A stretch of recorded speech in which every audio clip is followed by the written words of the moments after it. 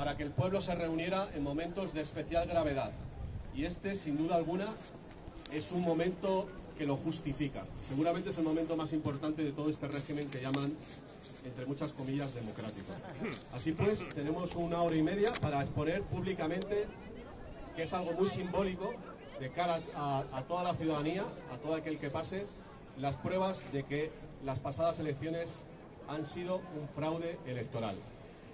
Primero de todo va a aparecer Sandra, que es la persona que está llevando todo este tema en las redes, y va a hacer lectura de un artículo que algunos habréis leído, del señor Laureano, que está por aquí, y luego vendrá también a comentar algunas cosas. Así que le dejo el micrófono a Sandra. ¡Vamos! ¡Vamos!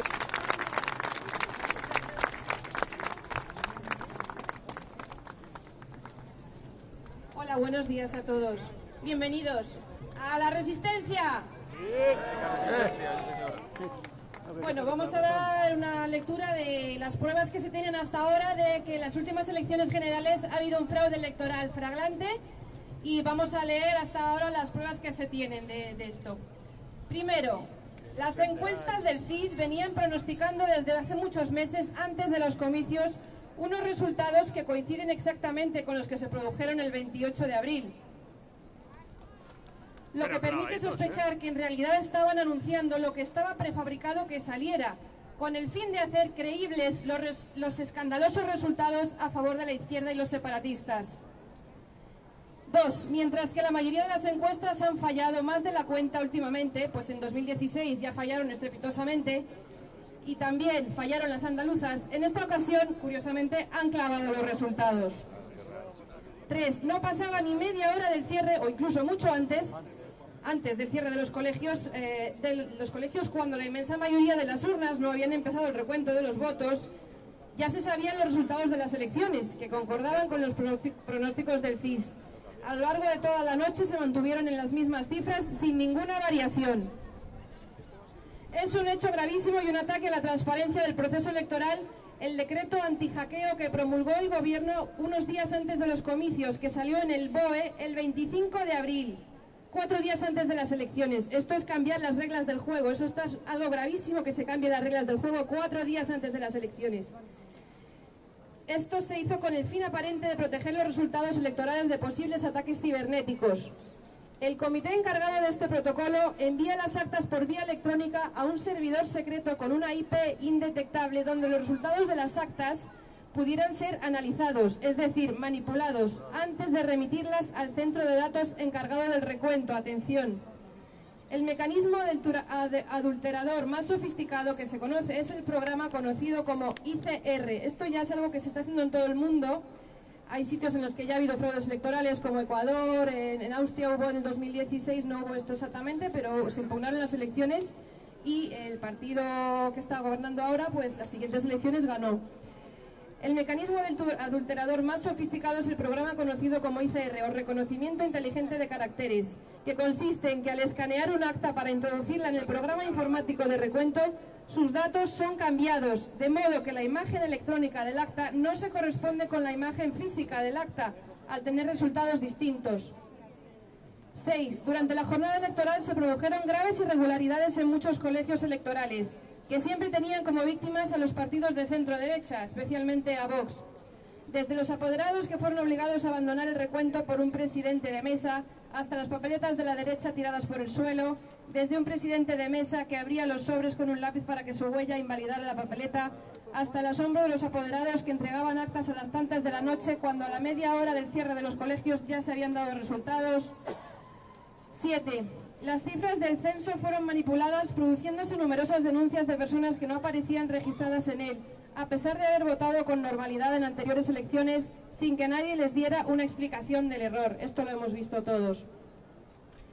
8. De acuerdo a las cifras dadas por el Ministerio del Interior y el Instituto Nacional de Industria, han sido purgados del censo 2.095.772 votantes. Hay fundadas sospechas de que esta purga del censo tuvo como víctimas votantes de la derecha, ya que merced a la Ley Orgánica de Protección de Datos Personales promulgada el 21 de noviembre de 2018, se proporcionan a los poderes públicos los mecanismos para la creación de forma oficial de una base de datos con la ideología de todos los españoles. Esto ya se hizo en noviembre de 2018, fue un escándalo, pero ahí está. Nos pueden hacer seguimiento en las redes sociales y saber nuestra ideología, nuestro pensamiento. En base a nuestras manifestaciones en Internet, según lo que digamos, pues ahí los partidos políticos pueden ver nuestra tendencia y luego hacer lo que les dé la gana al gobierno, ¿no? 10. En estas elecciones ha habido aproximadamente 2.200.000 votos más que en las de 2016, con la pasmosa particularidad de que de esa cantidad solamente fueron a parar a los partidos de centro-derecha poco más de 42.000 votos. Es que ¿en qué cabeza cabe esto, por favor? Pues sí, 11. Junto a la desaparición de esos 2 millones de personas, otro hecho alarmante es el hecho de que con 580.000 votos más, la derecha ha tenido 18 escaños menos. No cuadra, no cuadra. 12. Muchas sospechas del pucherazo recaen sobre el voto por correo, el más manipulable. Comparando los parámetros de las elecciones de 2016 y 2019, se comprueba que la suma de votos que perdió el PP se corresponde casi exactamente con los votos que ganaron Ciudadanos y Vox. En cuanto a la izquierda, los votos que perdió Podemos se pueden transferir al PSOE, pero aún así, los socialistas tienen todavía un extra de 741.000 votos que no se sabe de dónde han salido. Pues sí. 13. Como ya hemos dicho, el procedimiento tecnológico para fasear los resultados fue la introducción en el código fuente del programa informático encargado del recuento de votos y adjudicación de los escaños de un algoritmo que alteró flagrantemente los resultados finales. La prueba matemática de ese algoritmo se demuestra por la existencia de un conjunto de casualidades cuya existencia es imposible que se deba al azar. Esto es, la suma de los dígitos de los escaños de cada partido da siempre 6. Excepto Ciudadanos, pero también 57 es igual a 5 más 7 son 12, es igual a 6 más 6. Todos los dígitos son múltiplos de 3, que esto tiene una probabilidad de que ocurra del 0,137%, o sea, casi nula. Y por último, lo más importante, la prueba definitiva es que la suma de representantes de Partido Popular y de Vox, la suma de escaños, son casualmente la mitad de los de la suma de PSOE, Unidos Podemos y Esquerra Republicana de Cataluña.